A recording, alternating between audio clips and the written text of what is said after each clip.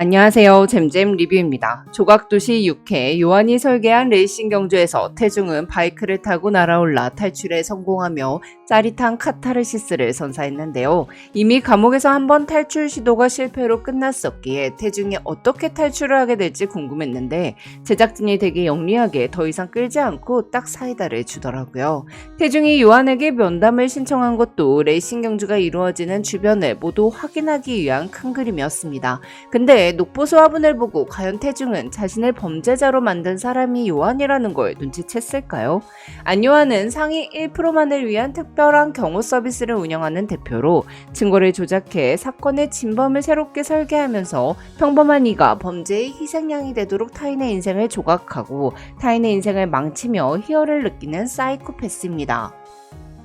요한은 자신의 유일한 실패작이 될지도 모를 태중을 제거하기 위해 감옥과 레이싱 경주 총 2번이나 그를 죽이려 했으나 실패하고 말았는데요. 태중이 탈출에 성공하자 요한은 태중을 죽이기 위한 새로운 판을 설계합니다. 태중의 교도소 은인 노용식의 딸 노은비가 추후 태중의 조력자가 되는 걸 보면 요한은 태중의 소중한 사람인 노용식을 죽이고 탈출한 태중에게 모습을 드러내지 않으면 앞으로 너에게 소중한 사람을 한 명씩 다 죽이겠다고 협박하는 것 같아요.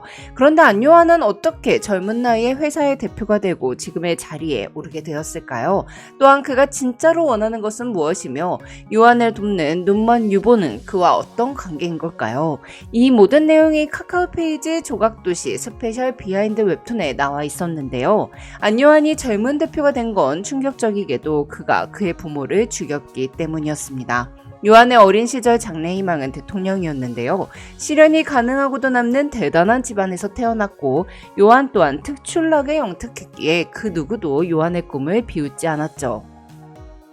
한편 요한은 바쁜 부모와 함께 보내는 시간이 적었기에 초등학교에 입학하기 전까지 고용된 유모가 엄마인 줄 알았습니다. 또한 유모가 아버지의 서재에서 나오거나 아버지가 유모 앞에서 팬티 바람으로 있는 장면도 자주 목격했죠. 고등학생이 되고 선망과 시기의 시선들로 혼자인 시간이 편해진 요한은 예술품에 매료되었는데요.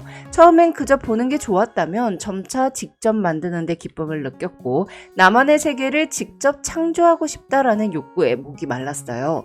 이때 요한은 진지하게 바랐던 대통령의 꿈을 접었는데요. 그 이유는 대통령의 임기가 고작 5년밖에 되지 않았기 때문이었습니다. 요한은 작품처럼 영원한 시간 동안 가장 높은 위치에서 세계를 조각하고 싶었죠. 하지만 베풀기 좋아하는 부모님은 여러 단체에 수백억 원을 기부했고 장학재단 설립 추진을 계획하고 있었습니다. 요한은 부모님이 건재하여 시덥잖은 것들에게 돈을 뿌릴수록 자신의 꿈이 희미해져 갈 거라고 생각했어요. 그래서 요한은 부모 모두를 죽이기 위해 작업 때 사용하던 무선 그라인더를 들고 자고 있는 부모의 방으로 향합니다. 무선 그라인더의 연속 사용 시간은 대략 20분이었습니다. 하지만 부하가 큰 작업일 경우 10분 정도로 줄어들었죠. 2명을 처리하기 위해 10분은 빠듯한 시간이었지만 요한은 미래를 위해 10분은 투자할 만한 가치가 충분하다고 여겼어요. 요한은 스스로도 놀랄 만큼 차분하게 실행을 했습니다. 하지만 그라인드에 의해 썰어지면서 피가 사방으로 튀자 요한은 예상 못한 역한 피냄새에 평정심을 잃습니다. 공포가 치솟은 요한은 틀림없이 걸릴 거라고 다 끝났다고 생각했어요. 그리고 피투성이가 된 몸으로 집 밖으로 도망쳤는데요. 그때 요한은 뉴스에 나온 탈옥범 지상만이 한 여성을 쫓아가는 걸 발견합니다. 순간 모든 게 고요해지며 요한은 이건 신이 준 기회일지도 모른다는 생각이 들었습니다. 그리고 너무 자연스럽게 탈옥범 지상만을 자신의 부모를 죽인 범인으로 만들 방법이 떠올랐죠. 요한은 바로 유모에게 전화를 해 자신이 있는 장소로 나와달라고 말합니다. 사실 유모는 요한이 그라인더를 들고 그의 부모 방으로 들어가는 것을 모두 목격했습니다. 그리고 요한도 유모가 집에서 다 봤다는 걸 알고 있었죠. 요한은 유모에게 난 어릴 때 유모를 엄마처럼 따랐다며 유모도 내가 잘못되길 바라진 않을 테니 날 위한다면 도와달라고 말하는데요. 이에 유모는 요한을 돕기로 결심하죠. 사실 유모가 요한을 진심으로 사랑하고 걱정했는지 아니면 부모까지 죽인 요한이 범죄를 목격한 자신을 살려둘지 않을 거라고 판단해 요한의 편에 서기로 결심한 건지 웹툰에 명확히 나오진 않습니다. 하지만 어린 요한이 일부러 유모 앞에서 초콜릿이 든 병을 깨고 꽃병을 깨자 요한의 아버지가 유모에게 손 다치면 어쩌려고 그래, 치우는 건 딴에 시켜 라고 말하는 장면이 나와요. 즉 유모는 아버지의 내연녀였던 거고 어린 요한은 그 사실을 알았기에 유모에게 꽃병을 던지며 분노를 표출했던 거겠죠.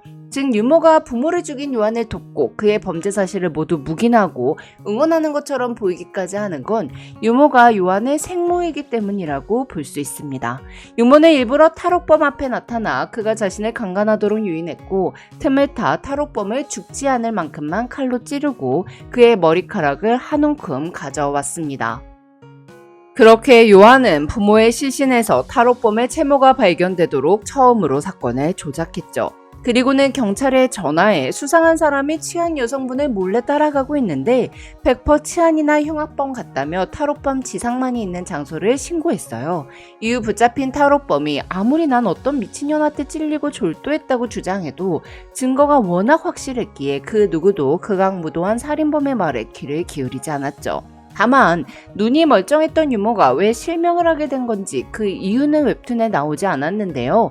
혹시 요한이 유모가 아무것도 볼 수 없도록 하기 위해 유모의 눈을 실명시킨 걸까요? 여러분은 어떻게 생각하세요?